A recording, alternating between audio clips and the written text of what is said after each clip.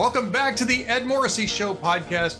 I am very grateful today to introduce you to Gregg Roman from the Middle East Forum.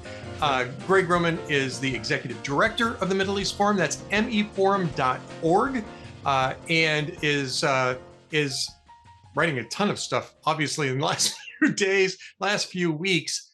And we're going to talk a little bit about what happened over the weekend. We're going to talk a little bit about what happened yesterday and today, being on Tuesday, and what we can sort of look for over the next few weeks, because I'm very interested in what Gregg calls the third way in terms of what's up for Iran's future. Gregg, thank you so much for being with us, by the way. Thanks for having me. Pretty momentous week here, I think, in world affairs. This is, I think, the first time in 46 years that Iran's, well, let me reset that. It's the first time in at least 37 years that Iran has been militarily challenged, and it really demonstrated that it's not up at all when it for a fight against, I guess, what you call first tier military and military political structures like Israel and the United States. I mean, they're clearly far out of their league, and it reminds me of Saddam Hussein in 1991. It reminds me of, Iran and Iraq from 1980 to 1988. And I've been making this point a lot, is that Iran really has never been tested like this. At least not since 1988 at the end of the Iraq War. Were you surprised at how poorly Iran performed in this war? Not particularly, especially because paper tiger regimes often have a lot of bluster when it comes to being able to kinetically defend themselves. We saw what Iran's capabilities were in April of 24 and October of 24. First, a one-time strike against the S-300 missile system, anti-air missile system, in April of 24 outside of Isfahan, which was one of Iran's enrichment facilities.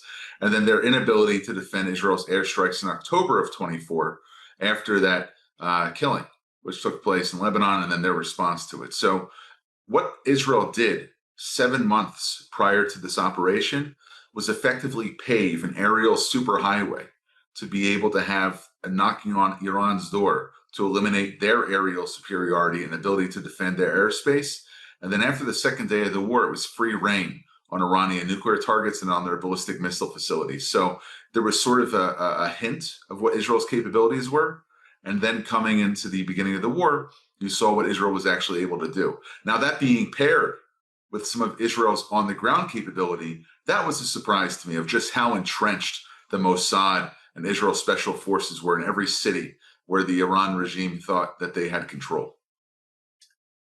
I mean, we could certainly get into what this means militarily. I'm more interested in what it means, what the American strike on Fordo and Natanz and Isfahan means as well to the Iranian regime going forward. Now, as we're sitting here right now, the ceasefire appears to be holding. I think neither side really wants to start it up again if they don't have to. But the regime is in really bad shape right now, not just because of the performance of its military, but it is very isolated. They tried to go to allies to get Russia and China specifically, and then some of their European trading partners, I wouldn't even call them allies, trading partners, to intercede, and completely failed on all those missions. They were completely isolated. And the regime has lost a great deal of whatever prestige it may have had, at least I think so, on the streets of Tehran, on the streets of some of the more formerly cosmopolitan cities of Iran. Do you think that this is enough of a loss, enough of a humiliation, that this is going to be a destabilizing event for this regime? I think it is. And you have firsthand accounts of Iranian refugees fleeing the country, first having left Tehran and now going across different borders that Iran has and giving interviews to Western reporters. Kurds leaving to Iraq, saying they're ready to return under arms. Iranians leaving through the Armenian border, going to Yerevan, the capital of Armenia, saying, we left because we feel like the regime is on the precipice of falling. We saw the same thing with Pakistan, with Afghanistan, and other groups. You have separatist movements now, whether it's the Baluchis in the southeast of the country, whether it's the Azeri fronts that are in the northwest of the country, all getting ready to start taking advantage of this. And they didn't just lose prestige or their credibility with the regular Iranian man on the street, but they also showed how fractured that the top leadership of the country is in terms of not having the ability to communicate on message. You have the foreign minister saying they accept the ceasefire, then they launch missiles. Khamenei, the supreme leader, doesn't put a statement out hours after the ceasefire comes through. And you have different state broadcasting agencies giving different messages. So if you go back to the beginning of June, about 3 weeks ago, there was a strike that started with all of Iran's truck drivers, where national transportation and the logistics hub essentially shut down, leading to vast parts of the Iranian economy not being able to operate. Add on top of that, the wholesale removal of the IRGC's leadership, of the Basij, their militia force, which implements the revolution and law and their medieval way of sort of keeping people in line. All of their heads wiped out. On the last day of the war, Basij barracks taken out in Tehran and other major Iranian cities. They don't just have a credibility gap. They may not be able to enforce their rule on the street anymore because of the sheer destruction that was done to their capabilities. It wasn't just the nuclear program and the missile program that was taken offline. It was also their ability to keep law and order as it relates to their puritanical view of Islam in that country. And if the people have any say in it, they may take advantage of this to fell the regime. Well, they've tried it, right? I mean, I remember in 2009, the so-called Green Revolution. I recall, I think it was 3 years ago, that there was an uprising, or at least unrest, I would say. The women life freedom movement. Yes, thank you. And they didn't get a lot of support from outside of the country. In both cases, the American administration was more interested in engaging with the rulers of Iran and Europe as well. Will it be different this time? I mean, I certainly think that the orientation of this administration is going to be a lot more open to supporting that type of thing. They're certainly not going to intervene. I think Donald Trump has made that perfectly clear. And I don't think it would really be helpful if they did. But first of all, let me ask you, I'll let you answer the first question, and then you can talk to me about what you think the proper role of the United States and maybe Israel and some of the outside actors will be in this. Well, I think that right now, the time inside the country is not necessarily ripe for regime change, but what I would call a controlled implosion of the regime's security architecture. You have every province, 31 different provinces in Iran, that are able to have their own local forms of governance, depending on that specific character of who rules that province. But at the end of the day, they report back to Tehran. But you see now that when the regime starts feeling like it's losing its grasp, it calls those forces in the far four corners of the countries back to major city centers. And it's done that, not just to replace those that it lost, but to be able to control mechanisms of state power. If we accept that that's the current situation, the role of the United States, and I write about this in the Third Way article, is not kinetically getting involved, striking institutions of state power, nor is it sitting on the sidelines and asking that the regime be kept in power. I would argue that one of the things that President Obama did back in 2009, and one of the things that President Biden did in 2022 during those two protests that you mentioned, was give the regime credibility by engaging with them, right, rather than allowing them to be judged by their own people. But what President Trump and the national security apparatus in the United States can do is to provide assistance to the resistance in a way that is much like a coach would be able to guide his boxer through 15 rounds, give them advice, tell them where to strike, give them technical support, give them non-kinetic coercive capabilities that would help amplify any revolution or counter-revolution which would take place, but it would not require dropping bombs on the Ayatollah. Right. Something that Trump specifically wanted to not do in this and warned Israel about doing, because I think that there was a sense that you didn't want this thing to slide out of control. This is always a tension, right? When you're dealing with an enemy at war, do you want to take the leadership out and potentially lose control of all the different armed forces, which would then do their own thing? Or do you want somebody to remain who can, who can order the orderly submission to either a ceasefire or a capitulation, that sort of thing? And I think that we're stuck in between those two things because this regime's pretty horrible. So the natural inclination is to try to do whatever you can to just eliminate it. But there are complications if you do that. You can take and I know it's not completely analogous, but you can take a look at the difference between, Nazi Germany and Japan, right? The U.S. decided that it was better to keep the emperor in Japan because he was probably the only person who could order the troops in China and Mongolia primarily to disengage. They were very worried that these units would just simply go rogue and start fighting their own wars, and it would take forever to try to put them back down. To some extent, the leadership did get somewhat decapitated in Nazi Germany, obviously, and they did have some of those problems in post-war Germany, where some of the units just simply refused to recognize, mostly like partisans, refused to recognize the authority of the capitulation. So I'm assuming that had to be part of the calculation here. But I also think that there's a legitimacy issue here, that the people of Iran really should decide when and where to and how to remove this, 46-year tyranny, if they can. And that's the big question. Well, there's two analogous examples of U.S. failures and involvement in regime change. One from cheering on from the sidelines in 1991, after President George H.W. Bush said to the Kurds in the north of the country, "Rise up, it's time to go against Saddam." And they did, and they were slaughtered wholesale. Right. The second was the other extreme end of the spectrum, which is in 2003, when the U.S. invaded Iraq, removed Saddam Hussein from power forcefully, but then proceeded to take out the entire bureaucracy that was responsible for managing the state. So the U.S. has to find a middle road between encouraging the native population of Iran to rise up against the Ayatollahs, but doing it in such a way which doesn't involve taking out every mechanism of state power. The closest example might be when President Trump oversaw the defeat of ISIS in his first administration. He realized that you needed the sanitation workers. You needed to have those responsible for running the Department of Agriculture, collecting taxes. And he worked hand in glove with local militias to be able to do that. The Iran example is by a factor of 92, considering those that Trump helped liberate under ISIS control is probably a population of 2 or 3 million. When we speak about Iran, it's 92 million.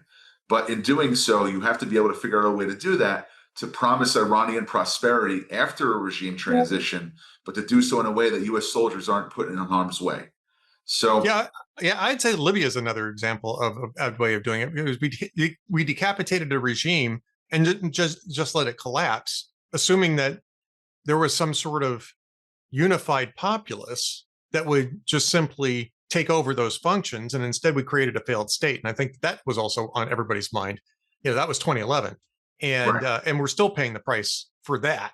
And I think that's on everybody's mind too, which is another reason why you don't go in there and decapitate a government and either occupy it or just simply let it fester. So this is where we're getting around a third way, where we're trying to empower certain elements, I guess, of the Iranian dissent to start to mobilize and organize to prepare for what comes next. But this is my question to you: who are the players in the expat community? Who are the players in the in-country? You mentioned the Kurds. Obviously, they play a large role in very different places, or different countries there, because they don't have a country of their own, so they're just parts of other countries. Who give us an idea, give us a little scorecard rundown of who the players are and what their aims might be. So let's divide this between in-country and out-of-country movements. Some who currently work with the regime but could be convinced to not do so, and those who are outside of the community, or those who are outside of the borders of Iran but may not necessarily have the legitimacy to go back in to lead a transition. So if we focus in the country, which is often overlooked by many analysts, you have a parallel structure of power inside of Iran. One is those who are affiliated with the regime, the IRGC, those who are running economic outlets from it. The supreme leader even has his own bank and lending facility that gives money to the central bank of Iran, where he's running about 40% of the Iranian economy through the Revolutionary Guards. Can't do Right. business with them.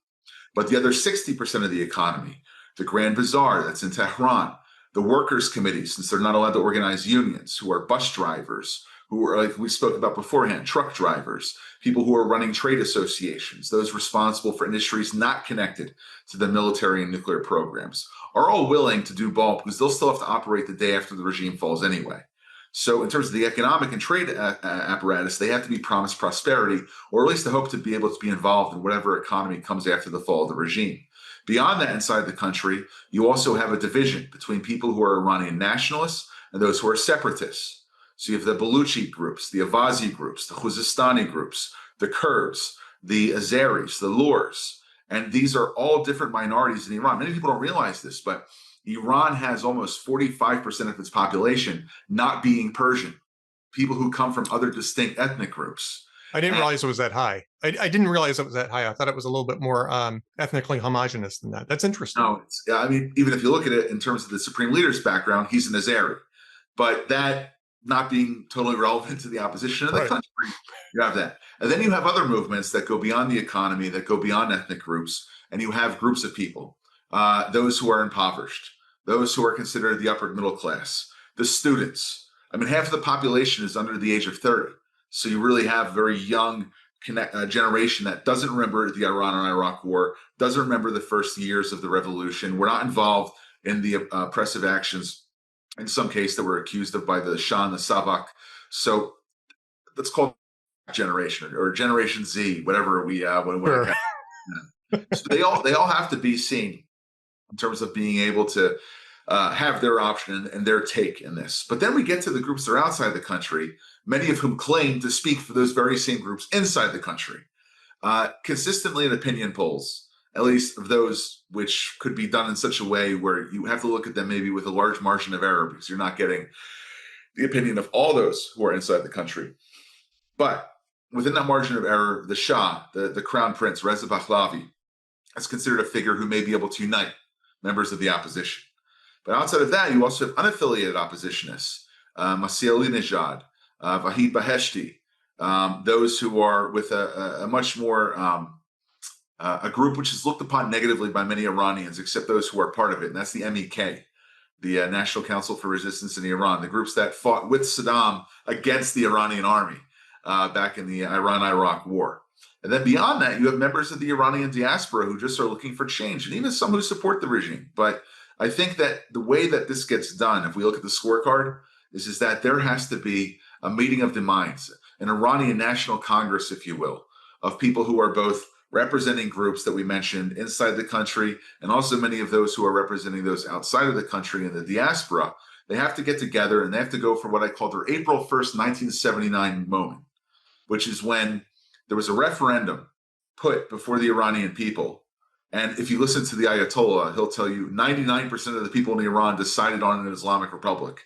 But that being cast aside in terms of its legitimacy, there needs to be a national constitutional convention to maybe go back to the 1906 constitutional monarchy, maybe to go to a federalist system, a secular democracy, whatever it is. But most groups, the majority of groups will tell you there's three things that are important for transition in Iran. Territorial contiguity, so you're not going to break up the state. The second is respecting the rights of all Persians and all minority groups. And the third is having representative or parliamentary democracy. So let the people decide and then let that government, whether it's a transition or something else, decide what to put back in. But to get there, the opposition, which is before this war, sometimes they were more interested in sniping at each other rather than criticizing the regime together, has to unite. And they have to unite with the interests of the people in the country, not just those who have a pre-1979 mindset. Well, so Gregg, let me ask you this. Are you seeing any movement between these groups? Because, I've talked to people at the NCRI about different things because they've had some really good intelligence on the Iranian nuclear program. They're the ones that revealed some of the sites that we were talking about over the last few days, right? I've heard from other people who are, opposed to the NCRI and say, oh, well, you got to watch out for those guys. Eventually at some point, you kind of have to get over some things, and if you're going to pull together as a country, at least to establish what's going to come next. So I know it's still early days, but are you seeing anything in the last couple of weeks that indicates that some of these groups are willing to talk with each other, or at least willing to engage somewhat, to do what you say, which is to engage with each other, engage with the in-country elements that are going to be essential, and then bring everybody together for for a type of constitutional convention, either inside or outside the country. I still think there's a lot of shock from these groups to be able Right. to turn two things. What was the actual amount of damage, not done to the regime's weapons and their military, but to their ability to govern? And once they're able to take the pulse on that, I think they'll start saying, yes, we have to get together to be able to do this. But I just hope that the animus of the leadership of these different groups doesn't end up taking over the narrative in terms of the need to unify and really put the regime out on the street. I mean, And I was a little shocked to see it on social media. Even yeah, even in the midst of the Iranian regime being knocked back on its heels, you still saw sniping between these different interest groups, and people have long memories. I mean, they just do. We do too in America. We don't like to think we do, but we do, and it's tough to get past that sometimes, especially if you're. I mean, in America, we're a constitutional democracy, so republic or whatever, a democratic republic. So we've been able to argue with each other for a very long time, and very few times we've gone to actual, fisticuffs, let alone shooting. But when you're coming from a theocratic tyranny that kicked out a rather authoritarian monarchy, it's going to be tough for these people to be able to get over some of those things. It just is. I mean, I think we have to allow them the grace for that too. right. And I think that maybe we take another page out of the US's playbook of what not to repeat is to expect parachuting leaders of the opposition in exile to go in and to expect them to have the respect and will of the people on their side. So if you remember Iyad Alawi and Ahmed Chalabi, the Iraqi transitional government that came in, and these folks had been back in Saddam's Iraq for some cases 2 or 3 decades. You have to find those leaders of those movements we previously discussed that are in country, and perhaps even recognize that some elements of Iranian state power, like the army, like those who are responsible for their energy ministry, or for other, let's call them technical experts or technocrats, may have to be expected to be in positions of power, kind of like what Jelani did in Syria. He kept all of the workers in Syrian ministries. He kept some of the judges in place. Again, I'm not saying that Syria is having a successful transition right now, but he recognized that while you can replace the political leadership, you have to keep those who are responsible for keeping the country function in place. The easiest way to be able to remove the regime right now, we talked about this before, it's a parallel state. You have the revolution and its political functionaries on one side, but then you have the army, which is at the top, still part of the regime. But if you get to the lieutenant colonel level, maybe even some brigadier generals, they could be convinced to flip sides if they had the support of external actors to be able to remove those who are responsible for the Iranian failure in being able to address Israeli and American attacks. And I think there's a vector here to get to that Rubicon.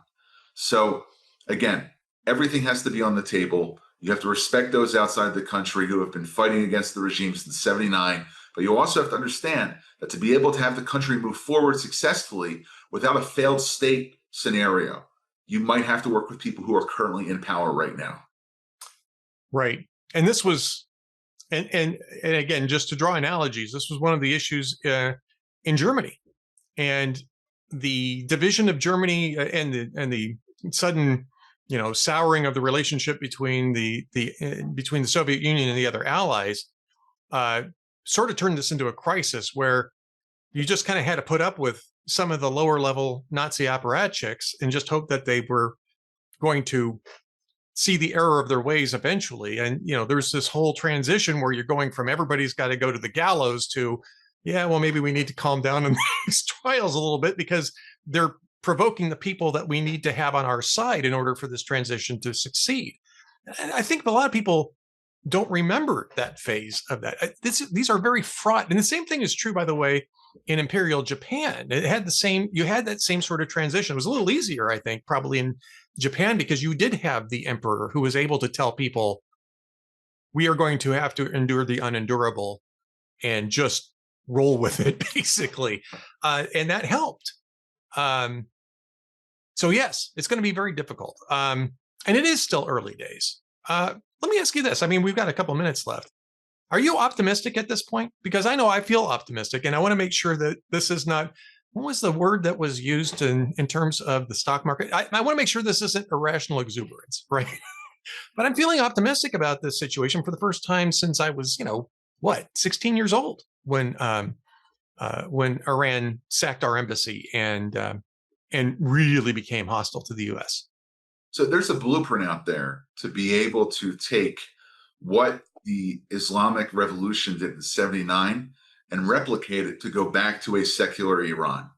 Many people forgot that when Khomeini came back into power in 79, or came to power in 79 from his exile in Paris, there was already a revolutionary architecture on the ground waiting for him. In every mosque, in every town across Iran, there was a 3-member committee who was responsible for not just planning the revolution and implementing it, but for social welfare, for trying to figure out how the economy would work, for creating the Revolutionary Guard. And if you now can take that blueprint and implement it across Iran as it exists today, getting 3 people in schools, in different businesses and chambers of commerce, instead of relying on the regime's internet to communicate with the outside world, give them Starlink terminals, give them a manual on how to be able to do behind the enemy lines, non-kinetic, non-violent resistance-like activities. I think that might be able to have this as the catalytic moment to have that go forward. And then if you take 12 months, 18 months to start looking at the areas where the regime is weakest, and then you embrace the Iranian people, then this could be the start of something great. But if there ends up being more infighting, then all of this will be for naught. Well, Gregg Roman, I really want to thank you for being here and laying this out very, very clearly, very I think in detail, right? And cautious optimism, I think, is going to be the order of the day for a while. We'll see if, first off, if these groups inside the country can do something about the regime, because I don't think anything starts here until you have some generals flip, until you have the workers' committees decide that they're going to abandon the regime and demand accountability from it. But I think if the moment is coming, it should be coming pretty soon, right? This is their best opportunity in 46 years. It is. Let's hope they embrace it and they do it with the U.S.'s support, but from the outside, not on the inside. From the outside. Absolutely. Gregg Roman, Middle East Forum. By the way, I want to give you an opportunity to tell people where they can find Middle East Forum and what it is that they're going to find there.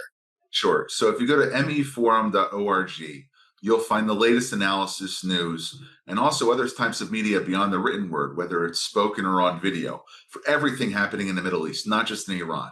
And the way that we write, the way that we analyze, the way that we look at the region is through the lens of promoting American interests, not looking at what's best for the Israelis or the Iranians or anyone else, but looking at what's best for the United States and its specific national security, economic, and cultural interests in the region. If you want to know more, you can go to the website or follow us on X at meforum or on Facebook, LinkedIn, or YouTube, where we'll have very active channels. Excellent. Gregg Roman, thank you so much for being with us today, and I hope we get a chance to talk again soon as these things develop. Thank you very much.